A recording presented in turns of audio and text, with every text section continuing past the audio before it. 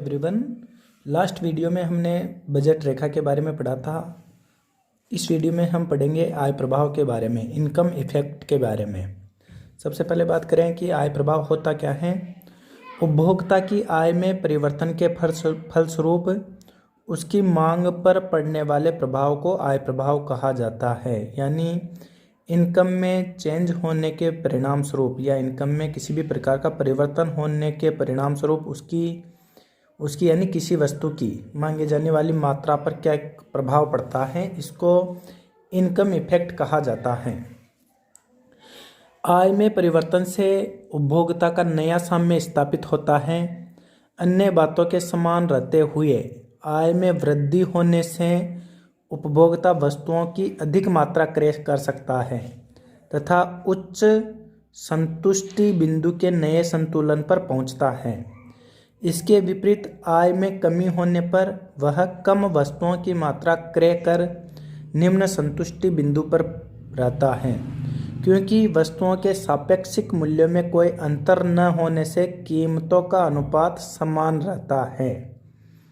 ठीक है, यानी कीमत में किसी प्रकार का परिवर्तन नहीं होता, बल्कि उपभोक्ता की इनकम में परिवर्तन होता है। अतः मूल्य रेखाएं आय में कमी अथवा वृद्धि होने पर साथ साथ समानांतर गिरती एवं बढ़ती रहती हैं। जो ये ऊपर मैंने बात की है इसी को डायग्राम में प्रदर्शित किया है। ये ओरिजिन है, ये एक्स अक्ष है, इस पे एक्स वस्तु ली है, और ये वाई अक्ष है, इस पे वाई वस्तु ली है। ठीक है, ये डिफरेंट रेखाएं हैं, मूल्य रेखाएं हैं, ये कीमत रेखा भी बोल सकते हैं। ये इस डायग्राम क्या बताता है, इसको मैंने नीचे वर्णित किया है कि निश्चित आय पर उपभोक्ता एक्स व वाई वस्तुओं के दिए हुए मूल्यों पर तटस्थ वक्र IC2, यानी ये IC2, ये IC1 है, ये IC2 है, ये IC3 है, IC4 है। हमने उदासीनता वक्र जब पढ़ा था तब उसकी एक विशेषता थी कि ऊंचा उदासीनता वक्र संतुष्टि के ऊंचे स्तर को बताता है। तो यहाँ दिए हुए मूल्यों पर तटस्थता वक्र IC2 यानी यहाँ के E0 बिंदु पर, यानी इस साम्य पे, इस जगह E0 बिंदु पर संतुलन की स्थिति में है।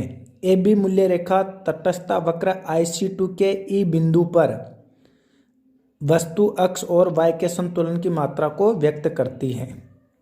यानी ये A0 या B0 जो वह रेखा है इसकी बात कर रहे हैं, यह IC2 पे E बिंदु पे संतुलन को दर्शाता है। ठीक है, यदि उपभोक्ता की आय बढ़ती है, इसके परिणाम स्वरूप यदि उपभोक्ता की इनकम बढ़ती है तो उपभोक्ता X और Y दोनों वस्तुओं की अधिक मात्रा खरीद सकता है। अतः वह तटस्थता वक्र IC3 पर पहुंच जाता है। जैसे ही उसकी इनकम बढ़ेगी तो वह दोनों वस्तुओं को अधिक मात्रा में परचेज करेगा और वह IC2 से बढ़कर IC3 पे पहुंच जाएगा, जिससे उसका संतुलन बिंदु यहाँ से यहाँ हो जाएगा। ठीक है, अधिक मात्रा, अतः वह तटस्थता वक्र IC3 पर पहुंच जाएगा। मूल्य रेखा A डैश, ये पहले A0 B0 थी, अब A डैश और B डैश हो जाएगी। ठीक है, मूल्य रेखा A से B डैश तथा तटस्थता वक्र IC3 के E डैश बिंदु पर स्पर्श रेखा है, अतः नया संतुलन बिंदु E पर हो जाएगा। ठीक है,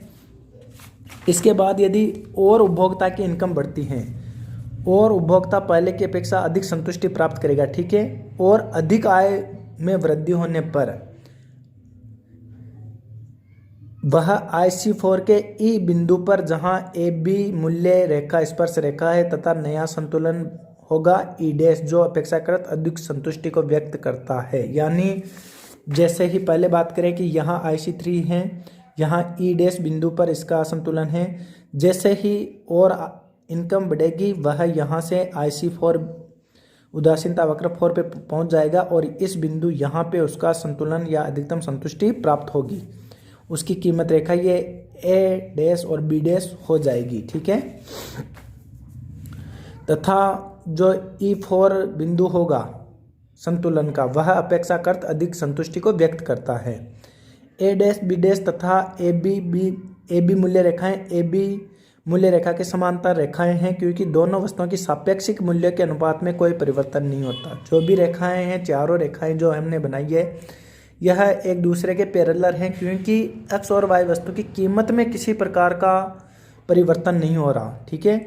इसके विपरीत यदि उपभोक्ता की आय गिरती है तो उपभोक्ता एक्स और वाई दोनों वस्तुओं की कम मात्रा खरीद सकेगा और उपभोक्ता तटस्थता वक्र IC2 से IC1 पे आ जाएगा। IC1 के E0 बिंदु पर नए संतुलन को प्राप्त होगा जहां A0 B0 मूल्य रेखा स्पर्श रेखा है। सीधी सी बात है कि सिंपल सी अपन ने यहाँ जब स्टार्ट किया था तब ये वाली सेकंड वाली मूल्य रेखा थी और IC2 पे E0 पे संतुलन बिंदु था। जैसे जैसे इनकम बढ़ती गई वैसे वैसे उदासीनता वक्र ऊपर बढ़ता गया, संतुष्टि के ऊंचे स्तर को प्राप्त करते गए। ठीक है। लेकिन यहाँ से सपोज करो कि इनकम गिरती है उपभोक्ता की, तो वह यहाँ से ऊपर नहीं बढ़ेगा बल्कि यहाँ से नीचे की ओर संतुलन बिंदु E0 पे शिफ्ट हो जाएगा। ठीक है। यही वर्णन मैंने इसमें आगे किया है। अब आय उपभोग वक्र क्या होता है, इनकम कंजम्पशन कर्व क्या होता है। आय में हुए परिवर्तनों के फलस्वरूप उपभोक्ता के विभिन्न संतुलन बिंदुओं को जोड़ दिया जाता है तो जो रेखा बनती है उसे आय उपभोग वक्र अथवा व्यय उपभोग वक्र कहते हैं। जैसे अपन ने अभी पिछले डायग्राम में देखा था कि IC1 पे साम्य प्राप्त हो रहा था, संतुलन बिंदु था, IC2 पे भी संतुलन बिंदु था, IC3 पे भी संतुलन बिंदु था, IC4 पे भी संतुलन बिंदु था। इन बिंदुओं को मिलाते हुए जो एक रेखा खींची जाती है उसी रेखा को इनकम कंजम्पशन कर्व कहा जाता है। उपयुक्त चित्र में एलएम आय उपभोग वक्र है। मैंने उस रेखा को एलएम वक्र का नाम दिया था। आय उपभोग वक्र का स्वरूप, ढाल, उपभोग की जाने वाली वस्तुओं की प्रकृति एवं उपभोक्ता की रुचि पर निर्भर करता है। सामान्यतः आय उपभोग वक्र बाएं से दाएं, लेफ्ट टू राइट ऊपर की ओर उड़ता हुआ होता है, अर्थात इनकम कंजम्पशन कर्व सामान्यतः धनात्मक होता है क्योंकि आय में वृद्धि से उपभोक्ता दोनों ही वस्तुओं की अधिक मात्रा खरीदकर अधिक संतुष्टि प्राप्त करता है।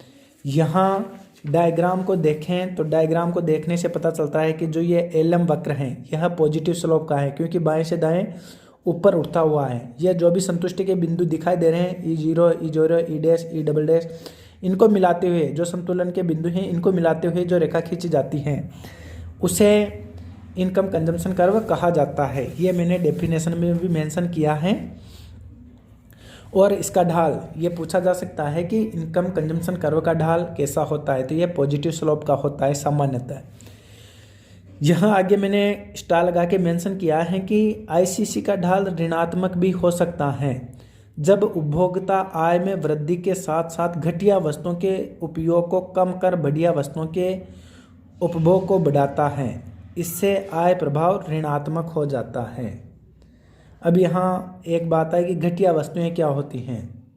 कोई भी वस्तु श्रेष्ठ या घटिया वस्तु नहीं होती, यह बहुत सारी बातों पे डिपेंड करता है। जैसे एक फैक्टर है आय, उपभोक्ता की आय भी वस्तुओं की प्रकृति को प्रभावित करता है। जैसे वनस्पति घी यानी डालडा घी का अपन उदाहरण लें तो वह एक गरीब व्यक्ति के लिए वनस्पति घी श्रेष्ठ या सामान्य वस्तु हो सकती है और वही वनस्पति घी अमीर व्यक्ति के लिए घटिया वस्तु हो सकती है।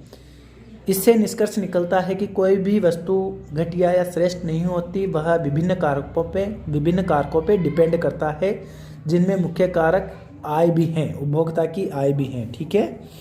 तो इनकम कंजम्पशन कर्व का ढाल ऋणात्मक कब हो सकता है, जब उपभोक्ता आय में वृद्धि के साथ साथ घटिया वस्तुओं के उपभोग को कम कर बढ़िया वस्तुओं के उपभोग को बढ़ाता है, तो इससे प्रभाव ऋणात्मक हो जाएगा। ठीक है।